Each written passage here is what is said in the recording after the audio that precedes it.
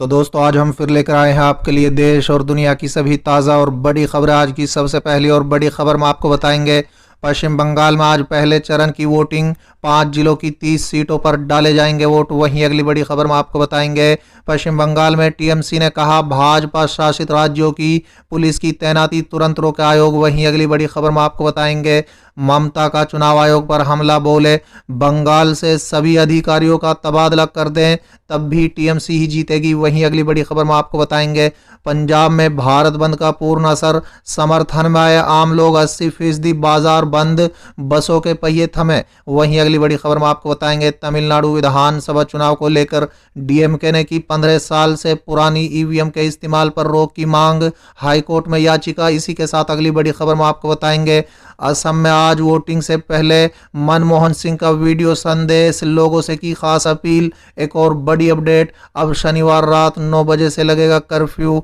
मध्य प्रदेश में आगे बढ़ सकता है लॉकडाउन। वहीं अगली बड़ी खबर में आपको बताएंगे, पीरजादा अब्बास सिद्दीकी की पार्टी पर ममता का निशाना, कहा बीजेपी के फंड से मुस्लिम वोट काटने में जुटे। वहीं अगली बड़ी खबर में आपको बताएंगे, नरेंद्र मोदी आए अमित शाह, केरल में बीजेपी को एक सीट भी नहीं मिलने वाली है, हमारी सरकार बनेगी, कांग्रेस नेता रमेश का बड़ा दावा। इसी के साथ अगली बड़ी खबर में आपको बताएंगे, किसान नेता को हिरासत में लिए जाने से अन्नदाता नाराज, सड़कों पर जमे रहने की दी चेतावनी। वहीं अगली बड़ी खबर में आपको बताएंगे, महाराष्ट्र में लगेगा लॉकडाउन, सीएम उद्धव की अहम बैठक, 3 दिन में मिले 1 लाख केस। तो चलिए देख लेते हैं आज की पहली बड़ी खबर। पश्चिम बंगाल में आज पहले चरण की वोटिंग, 5 जिलों की 30 सीटों पर डाले जाएंगे वोट। दोस्तों दरअसल पश्चिम बंगाल में होने वाले विधानसभा चुनाव की शुरुआत आज से होने जा रही है। दोस्तों बता दें, 27 मार्च यानी आज शनिवार को पश्चिम बंगाल में विधानसभा चुनाव के तहत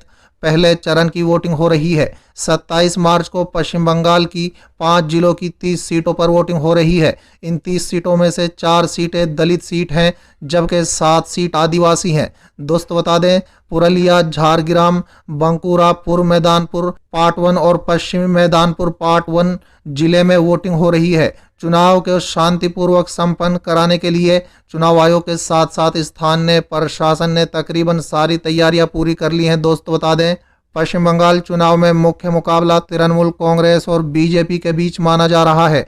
बंगाल में वर्तमान में तृणमूल कांग्रेस की सरकार है और ममता बनर्जी मुख्यमंत्री हैं। पिछले चुनाव में ममता की टीएमसी ने सबसे ज्यादा 211 सीटें जीती थी, कांग्रेस ने 44, लेफ्ट ने 26 और बीजेपी ने मात्र 3 सीटों पर जीत दर्ज की थी, जबकि अन्य ने 10 सीटों पर जीत हासिल की थी। यहां बहुमत के लिए 148 सीटें चाहिए। चलिए अगली खबर, पश्चिम बंगाल चुनाव को लेकर टीएमसी ने कहा भाजपा शासित राज्यों की पुलिस की तैनाती तुरंत रोके आयोग। दरअसल दोस्तों, पश्चिम बंगाल की सत्ताधारी दल टीएमसी ने विधानसभा चुनाव से पहले मुख्य निर्वाचन अधिकारी को पत्र लिखकर कहा है कि भाजपा शासित राज्यों की पुलिस की तैनाती को रोके। सत्ताधारी दल को दरअसल भाजपा के स्टार प्रचारक और यूपी के मुख्यमंत्री योगी आदित्यनाथ की पुलिस की बंगाल में तैनाती से सख्त आपत्ति है। दोस्तों बता दें, अधिकारी को लिखे पत्र में कहा गया है कि ऐसा हमारी जानकारी में आया है कि उत्तर प्रदेश के राज्य सशस्त्र पुलिस यानी एसएपी की 30 कंपनियों को पश्चिम बंगाल में तैनात करने का निर्देश दिया गया है। हालांकि टीएमसी ने गैर भाजपा शासित राज्यों की सैप की तैनाती पर आपत्ति नहीं जताई है, लेकिन उत्तर प्रदेश की पुलिस की तैनाती को लेकर पार्टी ने गंभीर आपत्ति की है। दोस्तों बता दें, टीएमसी ने कहा है कि यूपी के मुख्यमंत्री योगी आदित्यनाथ की पुलिस राज्य में सभी को समान अवसर के मौके को प्रभावित करेगी और इसलिए हमें आशंका है कि ये भाजपा के पक्ष में काम करेगी। चलिए अगली खबर, ममता का चुनाव आयोग पर हमला, बोले बंगाल में सभी अधिकारियों के तबादले कर दें तब भी टीएमसी ही जीतेगी। दरअसल दोस्तों, तृणमूल कांग्रेस अध्यक्ष ममता बनर्जी ने गुरुवार को आरोप लगाया है कि भाजपा निर्वाचन आयोग के कामकाज में हस्तक्षेप कर रही है। राज्य की मुख्यमंत्री ममता बनर्जी ने गत दिनों निर्वाचन आयोग द्वारा बड़े पैमाने पर राज्य के वरिष्ठ अधिकारियों के तबादले किए जाने पर भी कड़ी आपत्ति जताई है। दोस्तों बता दें, उन्होंने दंतन में आयोजित चुनावी सभा को संबोधित करते हुए कहा है कि जिस तरह से भाजपा निर्वाचन आयोग के कामकाज में हस्तक्षेप कर रही है, ऐसा लगता है कि यह भाजपा आयोग है। ममता बनर्जी ने कहा है कि सागर द्वीप से दंतन हेलीकॉप्टर से आने के दौरान तबादले की उन्हें जानकारी मिली। मुख्यमंत्री ने कहा है कि मैं कह रही हूं, भले ही आप यानी निर्वाचन आयोग सभी अधिकारियों का तबादला कर दे, इससे हमारी जीत प्रभावित नहीं होगी क्योंकि जनता हमारे साथ है। चलिए अगली खबर। पंजाब में भारत बंद का पूर्ण असर, समर्थन में आए आम लोग। 80% बाजार बंद, बसों के पहिए थमे। दरअसल दोस्तों, किसानों की ओर से किए गए 26 मार्च को भारत बंद के आह्वान को पंजाब में पूरा समर्थन मिला है। आम लोग अपनी दुकानें बंद कर किसानों का समर्थन कर रहे हैं। दोस्तों बता दें, शुक्रवार को 80% बाजार बंद रहे। 20% खुली दुकानों में मेडिकल सेवाओं की दुकानें शामिल हैं। दोस्तों बता दें, संगरूर, सुनाम, भटिंडा, गुरदासपुर और पटियाला में बंद का पूरा प्रभाव दिखा। दोस्तों बता दें, पठानकोट में पंजाब हिमाचल सीमा पर किसानों ने धरना लगा दिया और हिमाचल से आने वाले लोगों को सीमा पर ही रोक दिया गया।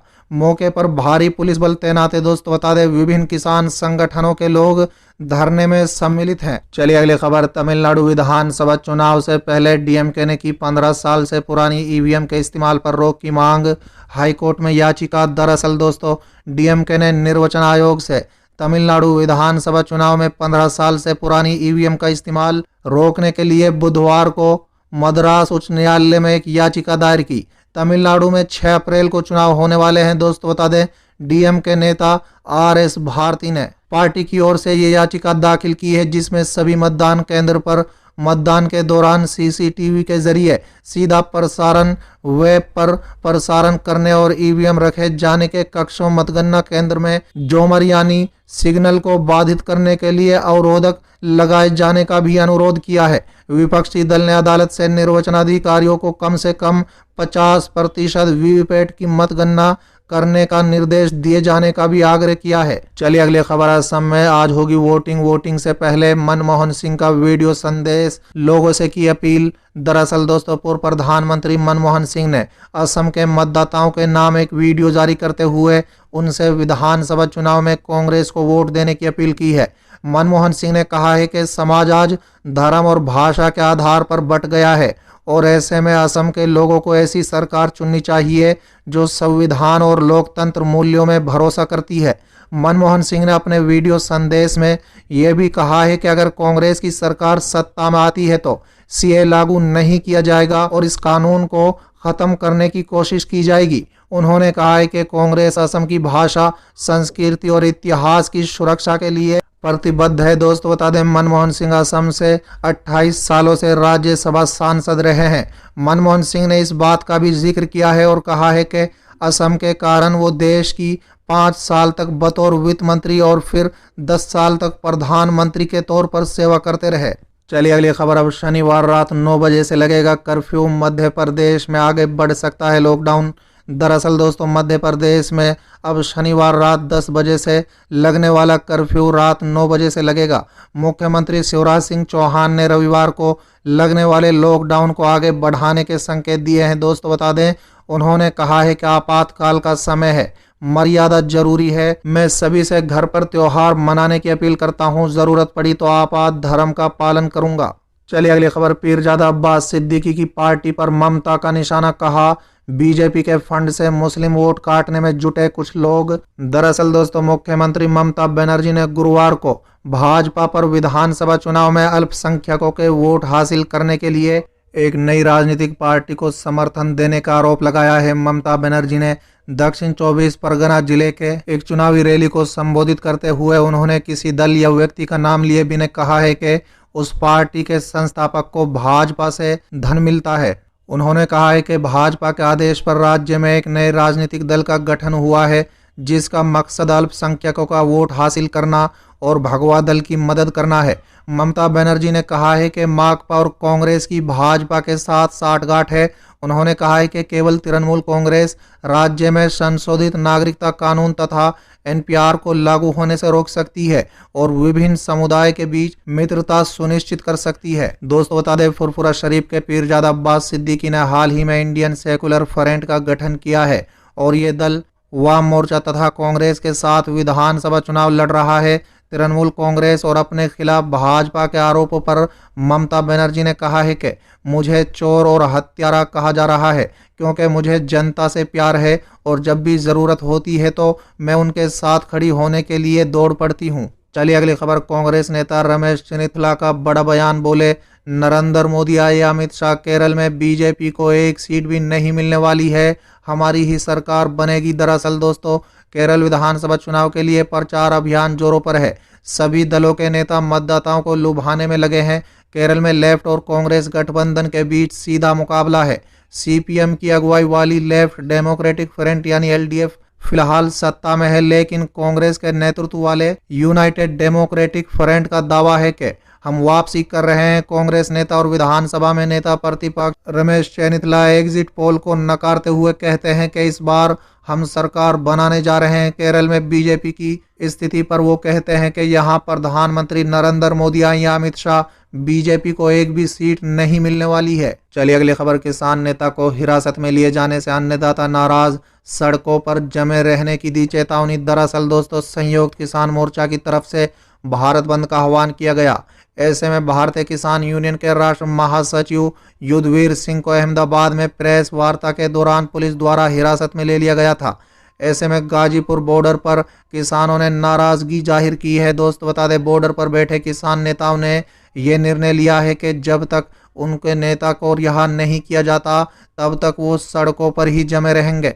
दरअसल संयुक्त किसान मोर्चा ने 6 बजे तक का भारत बंद का आह्वान किया था। भाजपा के उत्तर प्रदेश अध्यक्ष रणवीर सिंह जादव ने बताया है कि तानाशाही है, अपनी बात नहीं रख सकते, प्रेस वार्ता नहीं रख सकते। हमारे नेता को जिस तरह हिरासत में लिया है ये गलत है। जब तक उन्हें छोड़ा नहीं जाएगा तब तक सड़कों से नहीं उठेंगे।